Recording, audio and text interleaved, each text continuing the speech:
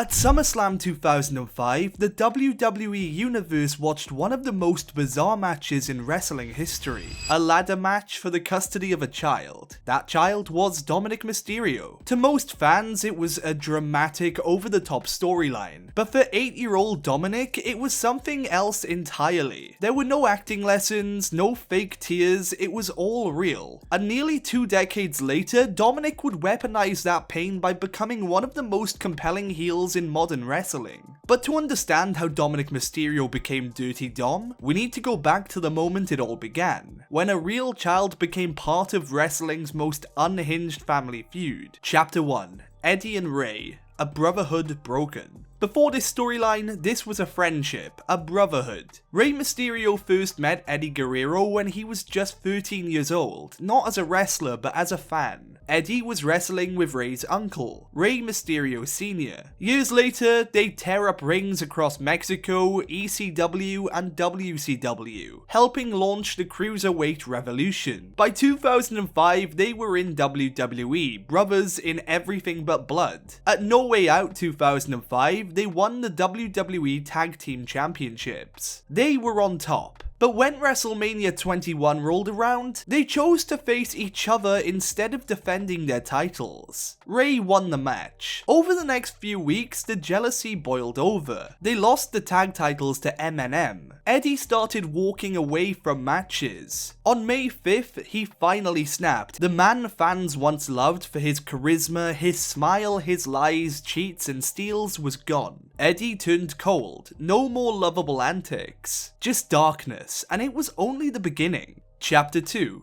I'm Your Papi. What came next would go down as one of the most bizarre angles in WWE history. In a move that seemed wild for even 2005 standards, Eddie claimed he had a secret, something Rey had kept from the world. At the Great American Bash, the two faced off. If Eddie lost, he promised never to reveal the secret. But Rey won. The following week, Eddie broke his word. He grabbed a microphone and told the world and Dominik, who was stood in the ring, "Dominik, I'm your real father," with a sad-eyed Dominik saying, "Is it true, Dad? Is it really true?" According to Eddie, during a rough patch in his marriage, he had a child out of wedlock. Dominik. When Rey and his wife struggled to conceive, Eddie said he left Dominik on their doorstep to raise as their own. In the following weeks, Eddie started reading these dark, twisted bedtime stories to Dominik, taunting him with the idea that he was going to take him back. He even had lawyers draw up official custody papers. The book itself was titled Eddie's Bedtime Stories. Then, a woman named Anna handed Rey the book. Inside was a blue sheet of paper. Rey opened it, read it, and froze. His face said everything.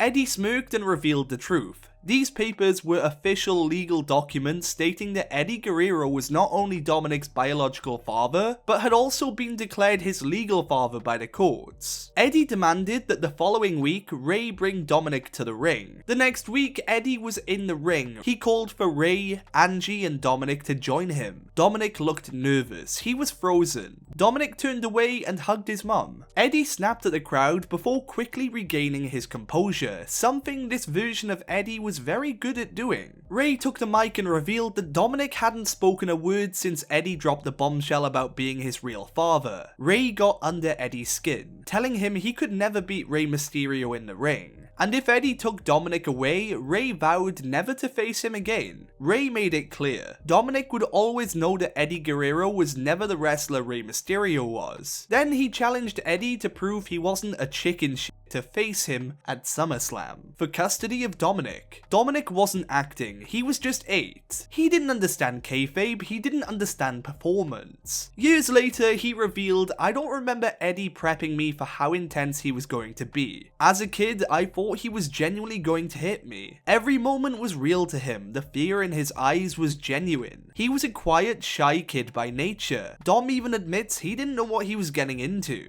Chapter 3, SummerSlam 2005. At SummerSlam 2005, it all came to a head. Rey Mysterio vs Eddie Guerrero, a ladder match for custody. Above the ring hung legal documents, actual custody papers. Dominik was at ringside, trembling. At one point in the match, he entered the ring and tried to stop Eddie from climbing the ladder. Eddie yelled at him, towered over him, went to grab him. Dominik's reactions were unscripted, unrehearsed, raw. I genuinely thought I'd have to go home with Eddie if my dad didn't win, Dom later said. I never asked, but I kept thinking, what if? The original plan was even worse. WWE considered suspending Dominik above the ring in a harness, like a human championship belt. That idea was scrapped last minute. And after the match, Eddie was furious. His wife, Vicky Guerrero, had missed her cue, arriving late to stop him during the match. Dominik recalls what happened backstage. I see Eddie just losing it, flipping crates, slamming them. My mum and dad grabbed me, group hugged me, so I wouldn't see him like that. Eddie eventually came over, still drenched in sweat, and apologized. I'm sorry. Honestly, you have to think about how utterly confusing this must have been for Dominik. Backstage, he's an 8-year-old kid being told exactly what to do and how to act. Eddie, Ray, Angie, they're all reassuring him, reminding him it's just part of the show, that they love him, that nothing's actually changing. Then the second they walk through the curtain, everything flips. The same Uncle Eddie who was hugging him backstage is suddenly standing in the ring telling the world that Ray and Angie aren't his real parents, and that he's actually his dad. At 8 years old, most kids don't even fully understand that wrestling is scripted. To be told one thing in private, then hear something completely different in front of thousands of people with cameras in your face, that must have been surreal. No wonder Dominik genuinely looked frightened every time he appeared on TV.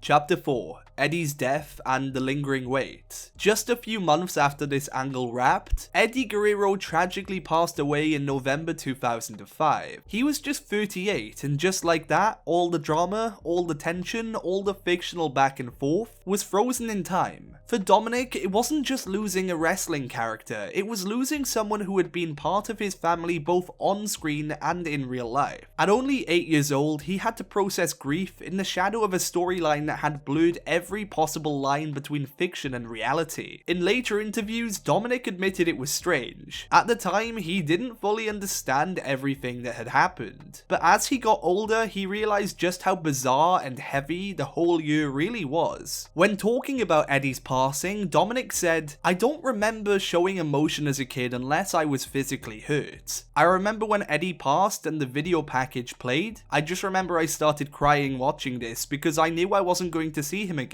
When Dominik won the Intercontinental Championship at WrestleMania 41, he visited Eddie's grave. He placed the title there and told him, "We did it." It's moments like that which remind you, this wasn't just a wrestling storyline. It was real people, real bonds, and in Dominik's case, a real loss that stayed with him long after the cameras stopped rolling. Chapter 5, Keeping Eddie Alive in the Ring. Over the years, Dominik Mysterio has found subtle and sometimes not so subtle ways to keep Eddie Guerrero's memory alive inside the ring. From adopting Eddie's signature moves, to adding that little shimmy before a frog splash, Dominik has implemented Guerrero's style into his own. The influence is even more obvious in the way he carries himself. He grew out the mullet, a hairstyle forever linked to Eddie's late WCW and early WWE days. He even started calling Rhea Ripley Mommy when he joined the Judgment Day. In his character, Dominik leans into it even harder. He's made comments about being a 20-year veteran and has even celebrated his so-called 20-year anniversary in WWE, counting all the way back to 2005, and he's openly said in character that he wishes he was Eddie's son. It's a line that gets massive reactions from the crowd, but for those who remember 2005, it's layered with history. Dominik has taken one of the strangest, most personal storylines in wrestling history and found a way to immortalize it. Every time he steps into the ring with a hint of Eddie's style, it's a reminder to that bond that they shared when he was a kid. Chapter 6, Full Circle, SummerSlam 2025. SummerSlam 2025 was poetic. Dominik Mysterio vs AJ Styles. AJ didn't just want to beat Dom, he wanted to break him emotionally. He came to the ring in Eddie Guerrero's gear from 2005, drove in Eddie's lowrider, with his own son beside him, blonde hair and all. Just like Dominik 20 years earlier, Dominik entered in gear that mirrored Ray's from the same match. It was a callback to that custody match in 2005, a confrontation with the past. This was a beautiful tribute to Eddie, with multiple callbacks in the actual match to Eddie's lying, cheating and stealing. Chapter 7, Legacy, Family and the Future. The story of Dominik Mysterio is about more than just wrestling, it's about identity, legacy, trauma, and how childhood wounds can shape who we become. He once feared Eddie Guerrero would take him away, now he channels Eddie every week. Dominik Mysterio's never just been Ray's kid. From day one, his life in wrestling's been messy, full of drama and insane storylines, and moments most people couldn't imagine living through. And all of it shaped him into one of the most interesting guys we've got in wrestling today. Thank you for watching, please don't forget to like and subscribe and we'll see you in the next one.